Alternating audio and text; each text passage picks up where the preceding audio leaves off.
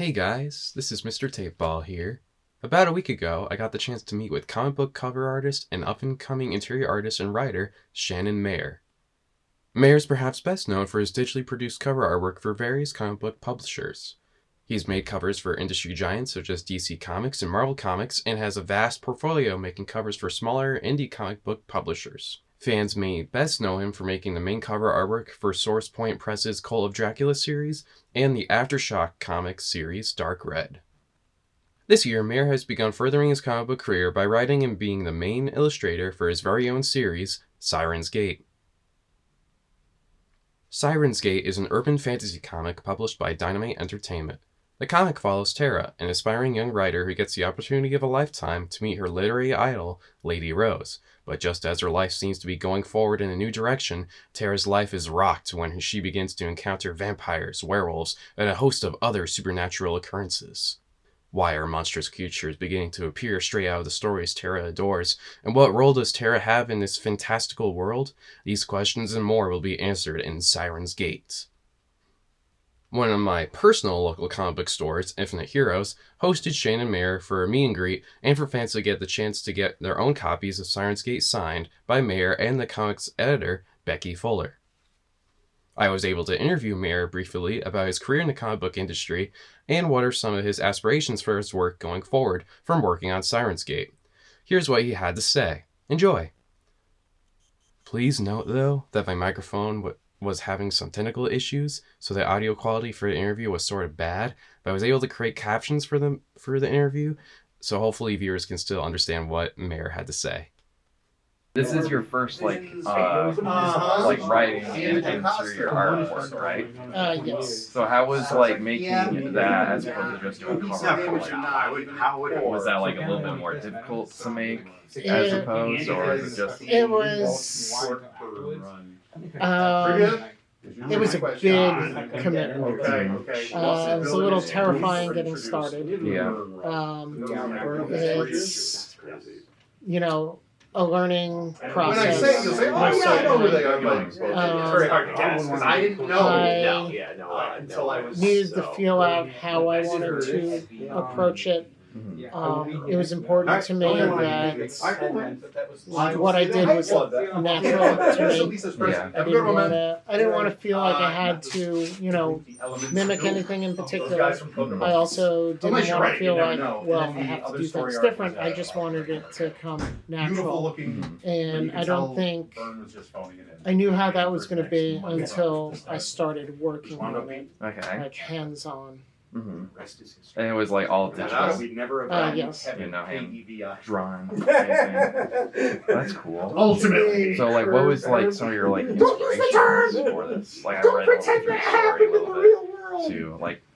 Were you inspired by anything in particular, or did you have the Sirens Gate storyline brewing a while, I guess, or? I guess, there would be key parts of the story, foundation parts of the story that because one of the contacts I guess were important to me, and it built around those. Okay. You said it was off by a few beats, right? Give me a bag some more, dude. I can be doing it while I'm standing. Yeah.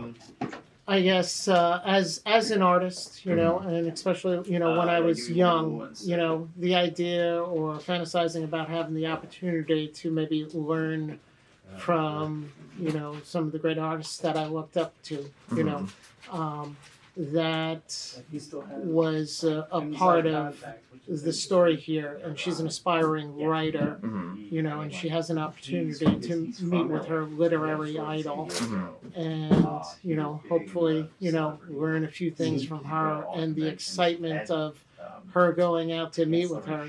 Maybe it was something I didn't get to experience, but Tara gets to experience that, so that was important to me. That's really cool.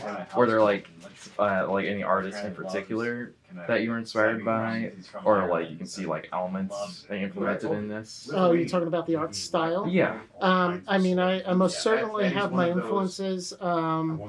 Earlier on, learning from the artists that I looked up to, the great fantasy illustrators, Frank Frazetta and Boris Vallejo, they were huge influences to me, when I was like in school and really focused on learning the technique of painting. So, absolutely.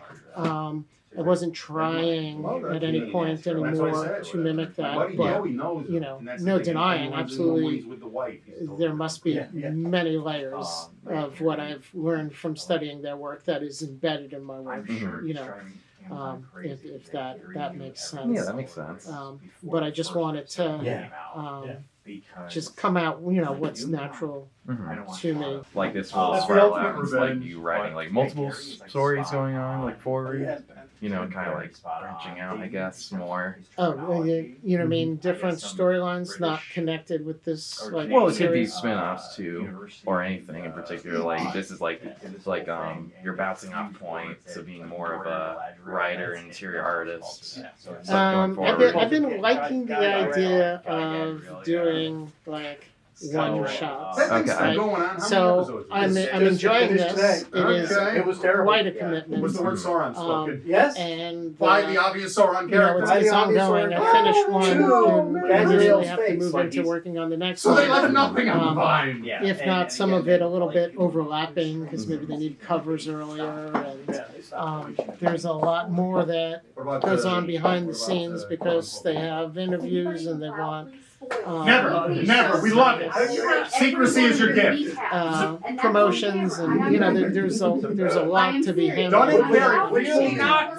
Yeah. So if I'm getting So Henry 20 Cavill emails a day, That's actually, publisher while trying to work on the issue, I'm talking about a fan film I've been watching. Yeah. So I really like the idea of, maybe I'll do a few one-shot books, and I can do them in my own time, and when it's done, it's done. It's just like, okay, it can go to press anytime, and I don't have the stress of worrying about the next issue while it's being publicized as well. So you'd like to do like sort of like anthology stories? I mean, like, maybe like how some of the old like horror comics were back in the day, how like each issue or you have multiple stories in each issue, like you kind of separate. You know what I mean? Something like that. Well, are you talking about for this? Well, I mean, just going forward besides this. I'm assuming this is going to be like at least like standard storyline,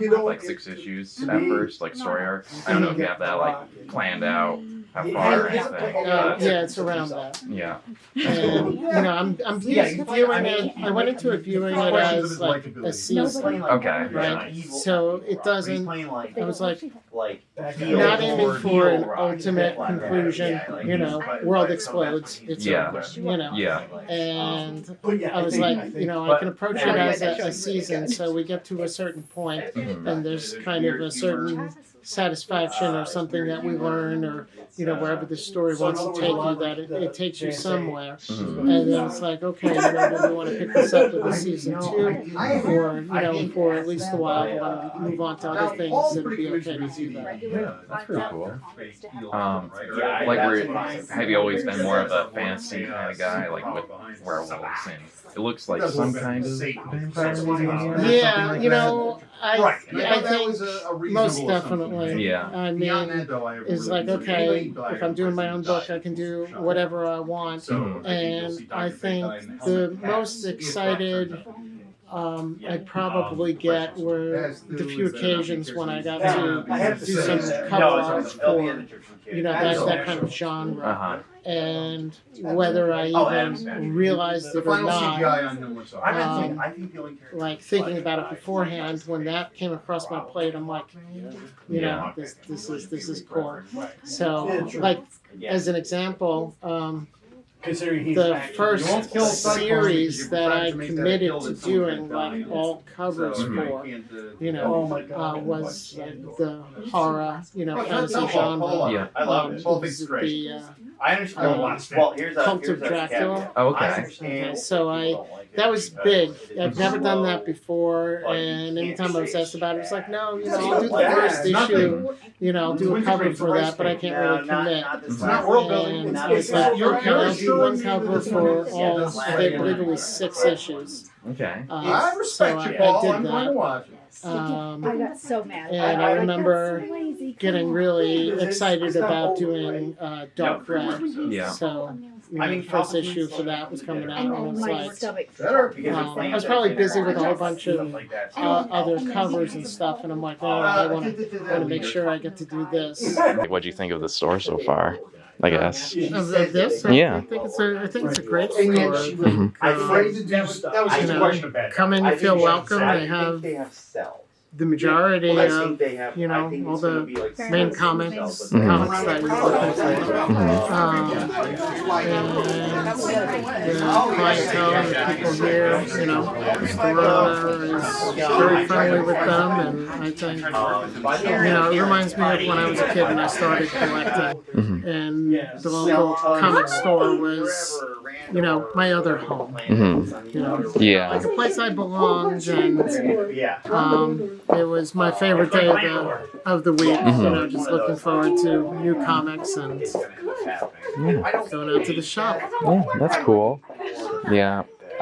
We never had a comic book store around when I was growing up. So when I found this, I always come here at least once a week or so. Just for the atmosphere, nerds being with nerds, Yeah. So, and I guess one final question would be do you have any tips or recommendations for any up and coming writers or artists trying to get into the industry? Well, I am certainly not going to give any tips or recommendations for new writers because I'm there myself. Yeah. It's something I've been interested in, I've dabbled in, in the past. So in that respect, it's not new. But in all, I guess, professional levels, it's absolutely new to me, so I don't have any recommendations for that. As for artists, I would say it's not an exclusive club. When I was young and in college and trying to learn, we viewed the professionals like little 1 hour special. they were on a whole different level than us, and the question of could we ever get there. And I've spent a long time trying to encourage people that if you have the motivation, you have the passion for That's my it, thing. Okay, if I put aside the fact that it's it's not landing with me, you can become a part of it. but I have to ask. So as a child, I was always taught, I was into art since I was as little as could be. So first grade, I was recognized as the art kid. And over the years, I learned that, some people get into it later on. And I've been blown away by what they've been able to accomplish. And so, I was taught that you're born with it. You're born with that talent. And I'm like, I work hard at it. Even trying to tell my parents, it's like, well, you have a gift. And as I got older, I learned maybe the gift was the passion I had for it. How excited I'd get about seeing, artwork and wanting to do that, or maybe how I might respond to colors or textures and stuff in reality, that I'd have inspirations from that. But the learning the art part, that wasn't just handed to me.